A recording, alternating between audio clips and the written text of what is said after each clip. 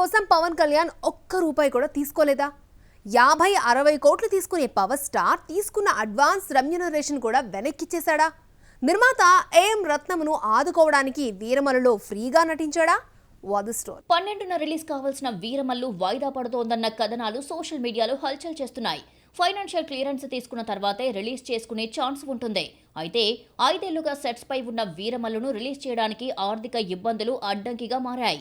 దీంతో cinema release అయ్యేలా పవన్ తన వంతు అడ్వాన్స్ గా తీసుకున్న 11 కోట్లను తిరిగిచ్చేశాడని తెలిసిందే.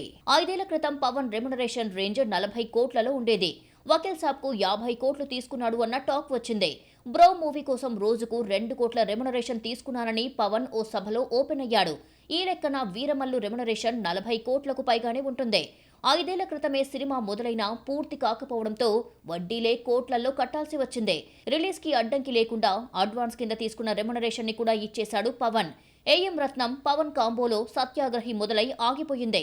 ఆ నష్టాన్ని భర్తీ చేయడానికి నిర్మాతకు మరో ఛాన్స్ ఇస్తే హరిహర వీరమల్లుతో ఆర్థిక ఇబ్బందులు తప్పలేదు. సినిమా ఫ్లాప్ అయితే రెమ్యునరేషన్ తిరిగిచ్చేయడం రజనీకాంత్ బాబా టైం నుంచి వస్తుంది.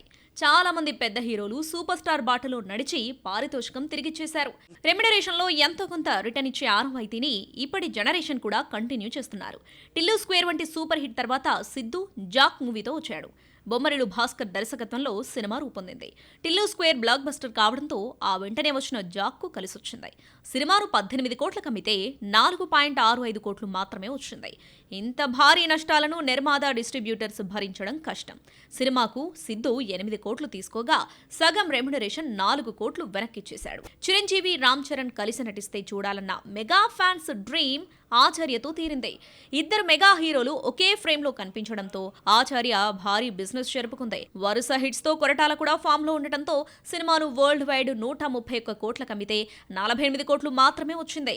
ఇంత భారీ నష్టాన్ని పూడ్చడం ఎవరి వల్ల కాకపోయినా చిరంజీవి కొరటాల తమ రెమ్యునరేషన్ లో కొంత మొత్తాన్ని తిరిగిచ్చేశారు. కొన్ని సందర్భాల్లో హీరోలు డైరెక్టర్లు రెమ్యునరేషన్ ని వెనక్కిచ్చేయడం చూస్తాం. భారీ రెమ్యునరేషన్ తీసుకుంటున్న హీరోలు దర్శకులు రిటర్న్ ఇవ్వడం పెద్ద విషయం కాకపోయినా 2-3 కోట్లు తీసుకునే సాయి పల్లవి పడిపడి లేచే మనసు ఫ్లాప్ కావడంతో రెమ్యునరేషన్ ని వెనక్కిచ్చేసింది. చిన్న సినిమాలు ఫ్లాప్ అయినా నష్టాలు తక్కువే ఉంటాయి. అదే పెద్ద సినిమా నష్టాలతో నిర్మాత కోలుకోవడం కష్టం.